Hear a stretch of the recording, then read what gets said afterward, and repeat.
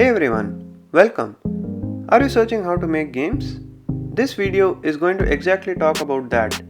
What are the key ingredients and components that are used to make games and begin your very own game dev journey?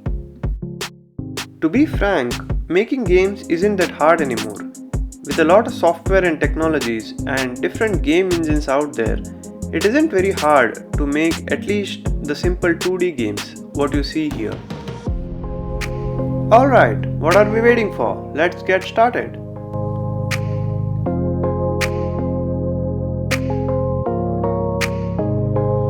Alright then, let's see what are the components required to make your first game. The first thing in the list is a game engine. Well, what's a game engine, you may ask? It's simply a software that helps you make your game development process very easy. There are many effects in a game, like applying physics, making a player move around with player control, animation, and much more. All these things are easy to do with the help of a game engine, so you can focus on your gameplay rather than the primitive things. There are many game engines out there, but we'll specifically talk about Unity.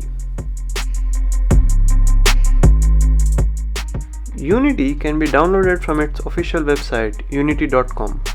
Actually, it's used in a lot of places like manufacturing that use augmented reality technologies, even in film and animation that use rendering technologies, and also is used in tech educational firms. But with all these use cases, we'll just focus on making games using the Unity engine. The latest version available is 2020.2. It's available for both Windows and macOS, so go ahead and download it. So you have downloaded Unity, although we'll look at how to use it in later videos just to show a glimpse of how physics is applied and how easy is player control. Let's see a quick demo.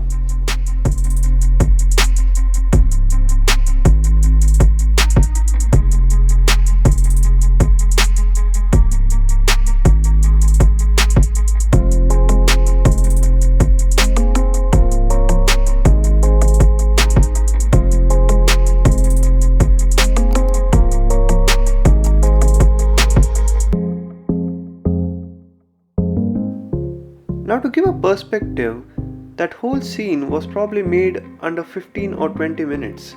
That's how powerful a game engine is and makes your process that easy.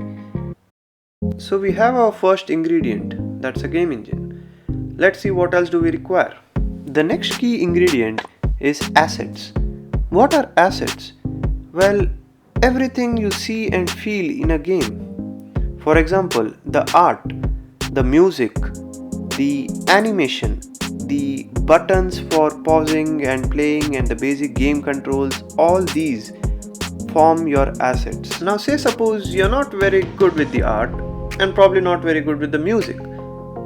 How do you get going? How do you make your game look good? There's an answer for that. That is Unity Asset Store.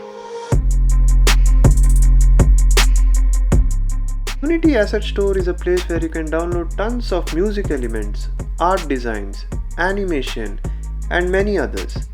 And it's all free. And you also have the paid versions as well.